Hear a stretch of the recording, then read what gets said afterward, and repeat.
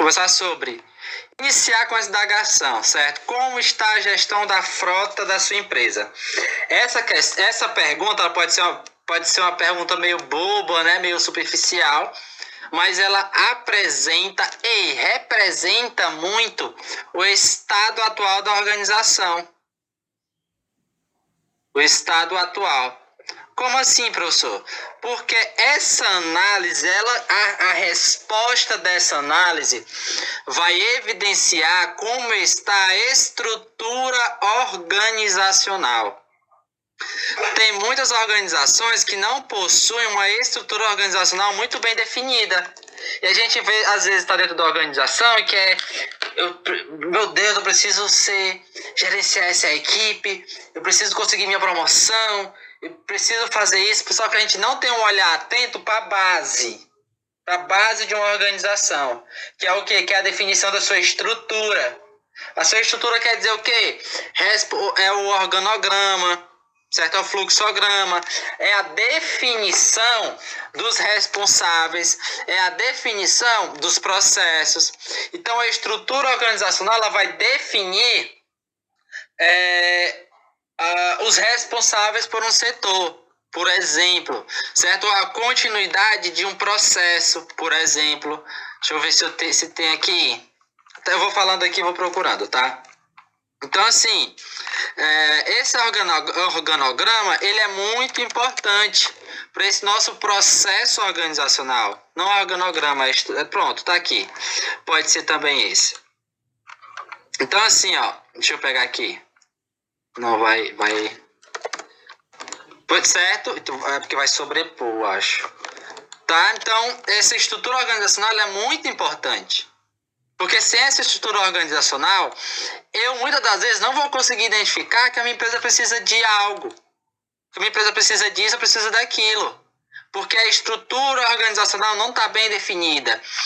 Dentro da estrutura organizacional, eu vou definir que o setor da logística, os seus setores, os responsáveis, as atividades necessárias. É isso que a estrutura organizacional ela faz. Para isso que a estrutura organizacional ela serve. É para definição clara dos processos para com os colaboradores.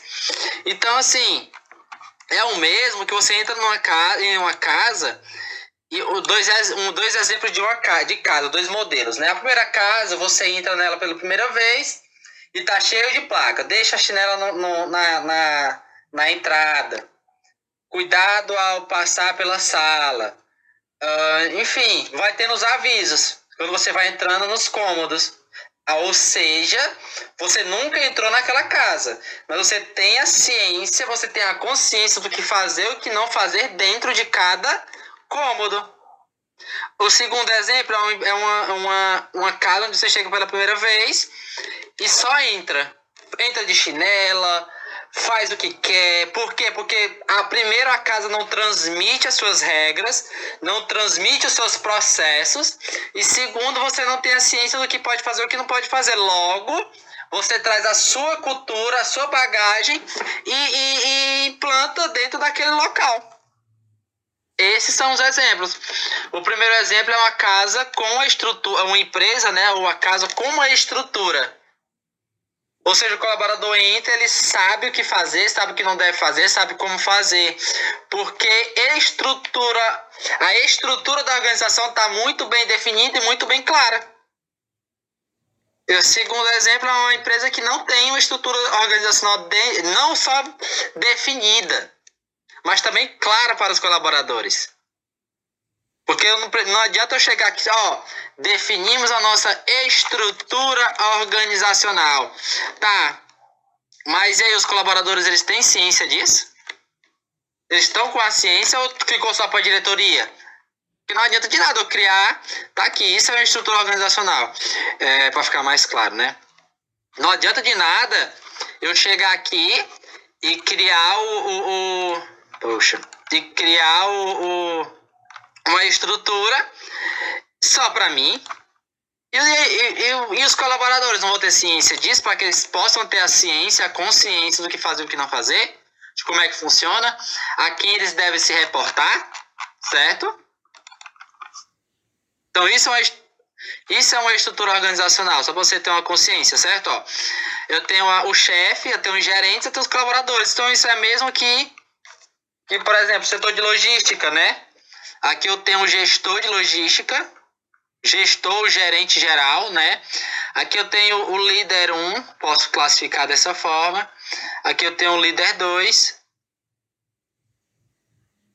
E aqui eu tenho o líder 3. E aqui eu tenho minhas equipes. Tá bom? Então, dentro dessa estrutura aqui, eu também posso definir como responsável por isso, responsável por aquilo, responsável por essa atividade, responsável por essa outra atividade. As pessoas, os colaboradores, eles precisam que os gestores sejam claros dentro do seu processo de transmissão de necessidades e de atividades. Muitas das vezes, deixa eu botar aqui, pronto, muitas das vezes você tá dentro da sua carreira, né, e diz, eu lá vou fazer curso de comunicação, eu quero fazer curso para me trabalhar, né, eu lá vou fazer esse curso de relacionamento pessoal, besteira, não precisa disso não. Mas esse tipo de conhecimento ele é muito importante, tá bom? Porque imagina só, você dentro de uma organização, tá? Você é o melhor colaborador que tem lá, o operacional você é ótimo. Mas você sabe se comunicar com as pessoas? Você sabe transmitir uma ideia? Você sabe, enfim, certo? Você sabe? Não sabe. Por isso o processo de comunicação é muito importante. Por isso o processo de desenvolver esse processo de comunicação é muito importante. Comunicação não é somente você chegar e falar o que pensa. Isso não é. Tem gente que chega e diz, olha aí, ela fala tudo o que pensa. Muito bem, eu queria ser assim. Não, isso não é uma qualidade. Falar tudo o que pensa não é uma qualidade, tá bom?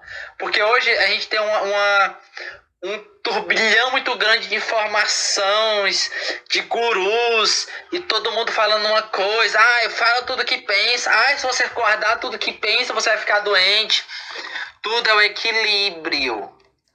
Tudo é o autoconhecimento. O princípio de tudo é o autoconhecimento. Você identificar o que é que você precisa melhorar, quais são os seus princípios, quais são os seus gatilhos.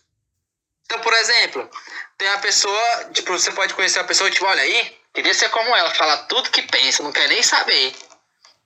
Mas aquilo não é legal, porque ela machuca as pessoas, porque ela, muitas das vezes, impacta negativamente na vida das pessoas, certo?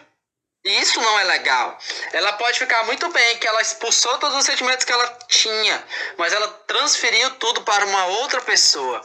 E aquilo vai impactar diretamente e negativamente a vida da outra pessoa. Então, por isso, o processo de comunicação, ela inicia no emissor, eu tenho o canal, a mensagem, né? E o ruído, e por fim eu tenho o receptor. Então, isso é o processo de comunicação. Isso precisa ser seguido. Isso precisa ser estratégico. Então, essa questão da gestão da frota, como ela anda dentro da organização, ela é algo estratégico. Por que estratégico? Porque ela parte de uma visão estratégica. De você chegar e dizer, não, a gestão não está sendo realizada, a gestão de frota.